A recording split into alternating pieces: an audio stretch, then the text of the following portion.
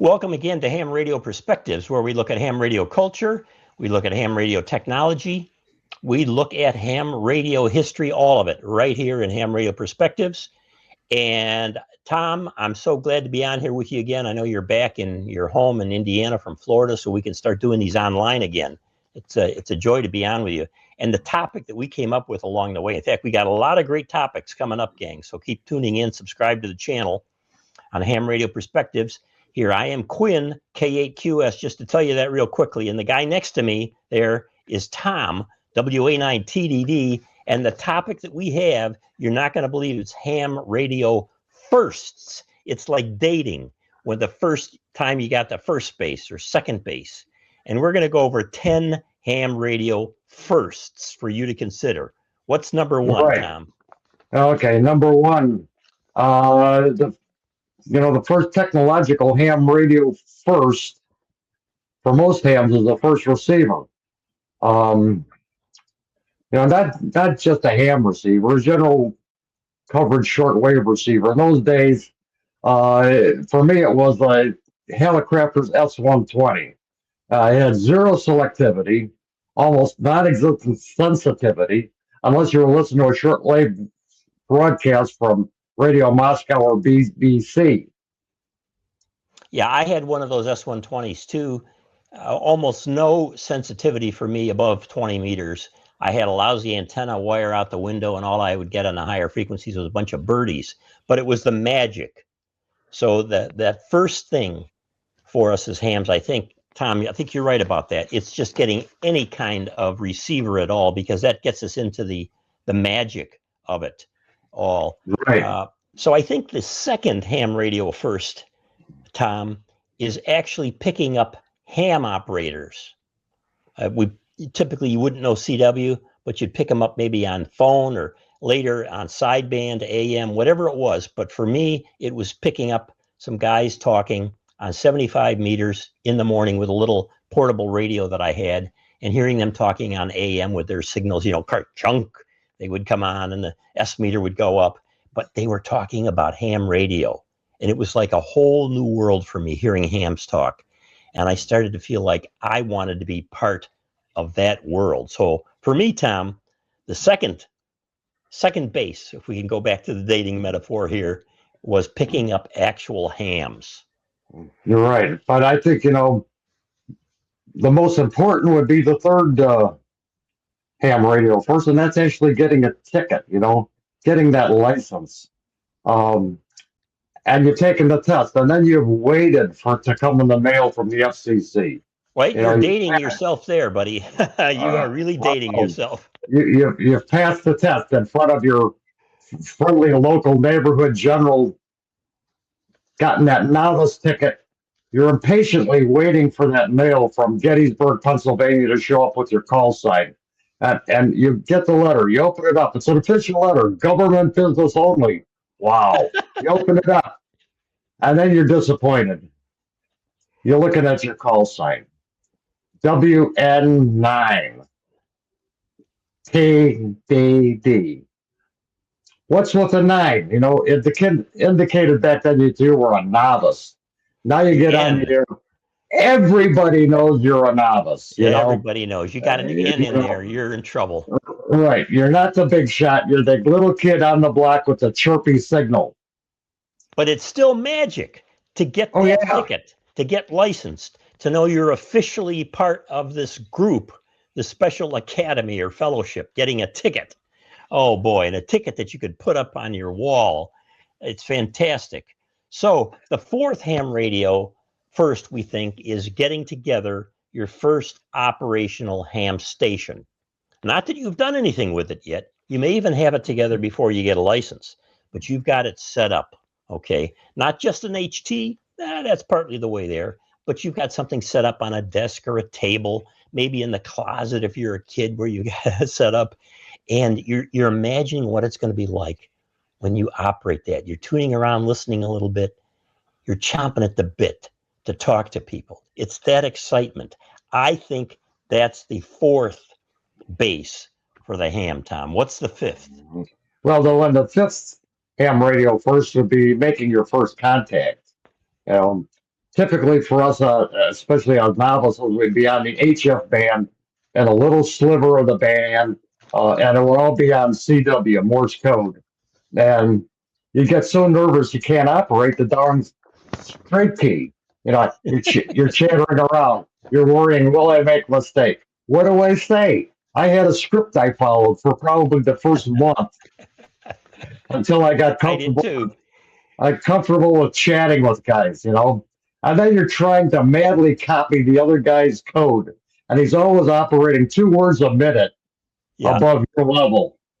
So you're furiously writing down missing letters, spaces, punctuation, numbers, the whole bit, hoping you got enough written down to have a semi-intelligent conversation with the other guy. Yeah, the first contact. So I think today, Tom, when I contact somebody on FM, let's say on the higher bands, or on sideband on HF, and they're not going to say they're a new ham. Typically, I've had some of that where they've said it's their first contact, but I can tell it's early on when they don't know how to do a conversation. So I ask questions and they answer, and then they don't say anything. And then I go back and I ask a question again, and it goes on this way for a while. Finally, they start to catch on. So there's a little bit of nervousness with that too. Or if I have a friend visiting at the shack here and I say, hey, do you want to get on and talk to somebody on the air? And I hand them the microphone, same kind of thing. So I think the 6th ham radio first, Tom, should be the first DX contest. Now, we can argue about what is DX. So we were living in Chicago, in Illinois, in Nineland. And for us, you very easily work Ontario, where there are a lot of hams, too, in Canada. And so was that real DX or not? I felt like it was a little bit. But then when I worked a guy on 40-meter CW who said he was in Nova Scotia, I didn't even know where Nova Scotia was. Man, that was exciting. DX. And then one morning before school, I'm on 20 meters, was it? I don't know what band. No, it would have had to be 40 meters because we didn't have 20-meter privileges as novices. Or maybe it was on 15. And I worked a guy, and I couldn't figure out from his call where he was. So I knew it was some exotic DX, or I figured it was. And I didn't have any way to look him up. There's no internet to go on. So I kept asking him on CW, and I'm looking at the clock thinking, man, I got to get to school. I'm going to be late. I'm going to get to detention. And I kept saying, where are you? Where are you? And he kept sending back Perth, Perth, Perth. I thought to myself, where the heck is Perth? I had no idea Perth was in Australia or that I was working Australia. But boy, I was excited. So that's the 6th first, man, working real DX. Yeah, the seventh first was when you actually received that QSL card from your exotic first contact in Ohio. Maybe my very first contact was from a friend of mine from high school, Fred Yeager. He lived 3 blocks away. He was a novice also, but so his QSL didn't count because he wasn't DX. But that first QSL that came in from, I think it was from me, it was from a station in Horses Head, New York, and from an old timer. But it was I just couldn't wait to get it.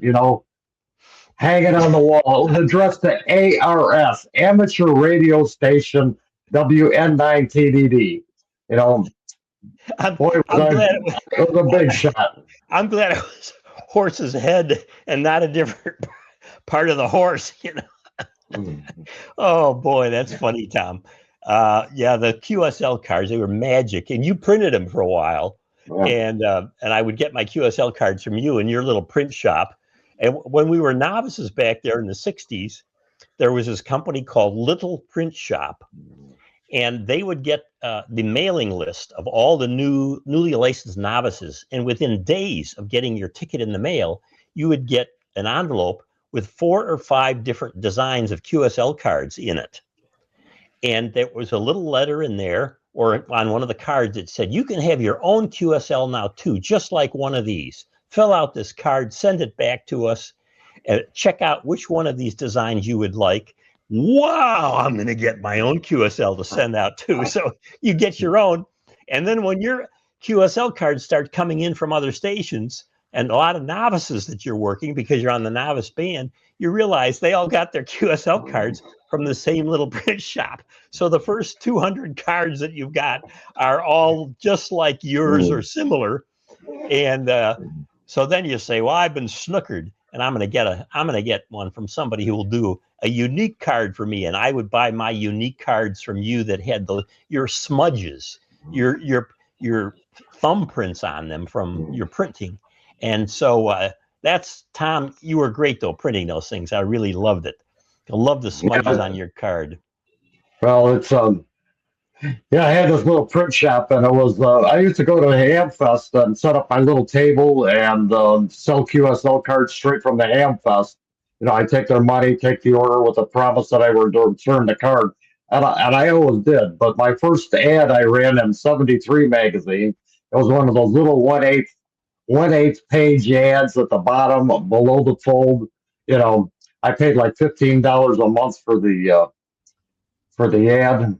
And I had to have a P.O. box for everybody to send a request to. And the post office gave me P.O. Box 473.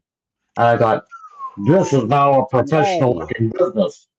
You get your cards from the guy at P.O. Box 473, you're guaranteed to get a return. Yeah. Oh, that's a great story, Tom. I did not know about that. The eighth ham radio first for me was going to my first big, I'll call it real hamfest, which for me, Tom, with us growing up in Chicago, was the Hamfesters Club down at Santa Fe Park, the raceway that used to advertise on WLS radio and all, you know, come on down to the race and Santa Fe Raceway or whatever. So they would rent it out on a Saturday. And in the parking area around the racetrack, you'd pull your cars in. And I remember getting there the first time I went. I think I was with Bob Teeterman, SHI. We used to call him Bob, WA9 SHI. He always said, if the FCC gave 4-letter calls, the good Lord would give him one more after SHI, and he knew what it was. So at any rate, I went down there with him, and we're driving in, and I'm seeing all these tables set up with all these rigs and accessories on them. And people selling out of their trunk. And we're slowly driving by all these because the later you get there, the further in the back you had to park. And as we're going by them all, Tom, I'm starting to salivate like Pavlov's dogs. All of these rigs that I had seen only in magazines up to that point, and there they were real. And soon I was about ready to pee in my pants getting in there. So the first thing I had to do when we stopped that car was to go out there in the back in the bushes, take a leak, and then start walking around. My tongue was probably hanging out, you know, like some dog. Oh boy, that was exciting. Hamfesters Hamfest. That's number 8. What's number 9, Tom? Number 9. Let me see. Let me think. Well, with the Hamfesters, upgrading your ticket. Upgrading my ticket. Yeah. Come to think of it, that was a big first. Like getting your technician class license after novice, or even going for the general. The novice exam was easy. It was generally given in the home of a ham friend who had a general class ticket, but the novice had expired after a year, so you had to upgrade to general class. And those of us in Chicago had to make the trip down to the Federal Building downtown, take the written and CW test in front of FCC examiners that had no fear of flunking you, no grade inflation like school. There wasn't a bell curve. Everybody was sweating. The room smelled like sweat, you know.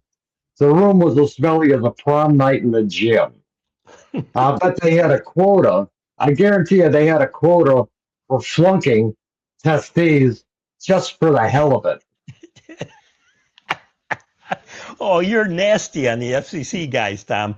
But it was something about upgrading back then because you had a permanent license as long as you renewed it. And I think that's part of what made it special. But there's also something about when you upgrade, you feel like you're more deeply involved, and you should be more honored in the hobby, even though most hams don't care what class licensed you are. They just welcome you into the hobby, anything.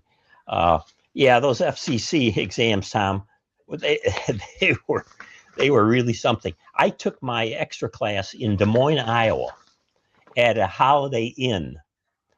At that time, the FCC 4 times a year would come to Des Moines, where I was living, in the late 70s, I think it was, and they were giving exams. And so I took my extra in there. And I always thought it was the weirdest thing of getting my extra class license in a Holiday Inn. But that's the way it was. So the 10th ham radio first, we think maybe, is getting on UHF or VHF. If you're not there already, where you get on with, here's part of it, with a handy-talkie or a walkie-talkie that beckons all the way back to early walkie-talkies and CB and all. Getting a handy-talkie. You know why there are so many people that buy handy-talkies out there, even if there's nobody to talk to or the repeaters are half dead or whatever? Because there's something magical about getting one of those and having the power of transmit and receive in your hands, typically up on UHF or VHF. So that's number 10. And I got to tell you, Tom, I'm glad you're back. I know you're still having some bandwidth issues there. I can tell a little bit because they haven't put real high-speed stuff in there where you are yet. But hey, we'll get you there. And Florida was better because at least you had better bandwidth down there. But we're back, gang. We're back. This is Ham Radio Perspectives. No other channel like it.